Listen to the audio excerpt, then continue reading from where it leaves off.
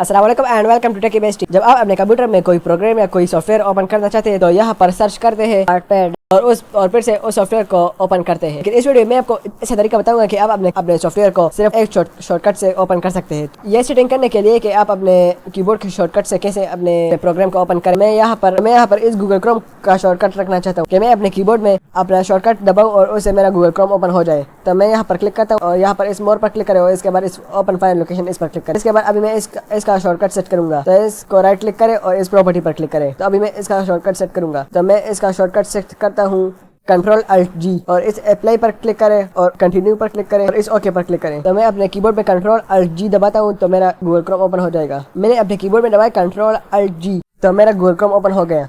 तो मैं अभी इस प्रीमियर प्रो के लिए भी शॉर्टकट रख सकता हूँ, तो इस पर राइट क्लिक करें और इस बार पर क्लिक करें और इस ओपन फाइल लोकेशन इस पर क्लिक करें। तो मेरा प्रीमियर प्रो दबाई से ओपन हो गया। अभी मैं इस पर राइट क्लिक करके प्रॉपर्टी पर क्लिक करता हूँ, यहाँ पर इसका शॉर्टकट भी रख सकता हूँ कंट्रोल अल्ट पी। तो मैं जब भी कंट्रोल अल्ट पी प्रेस करूँगा तो मेरा प्रीमियर प्रो ओपन हो जाएगा। मैं इस अप्लाई पर कंटिन्यू पर और इस ओके पर क्लिक करें। कंट्रोल अल्ट पी प्रेस करता हूँ तो मेरा देखता हूँ कि मेरा प्रीमियर प्रो ओपन हो रहा है कि नहीं। मैंने कंट्रोल अल्ट पी प्रेस किया तो मेरा प्रीमियर प्रो अभी ओपन हो गया। आप यहाँ पर किसी भी सॉफ्टवेयर के लिए शॉर्टकट रख सकते हैं, इससे आपका बहुत टाइम सेव होगा।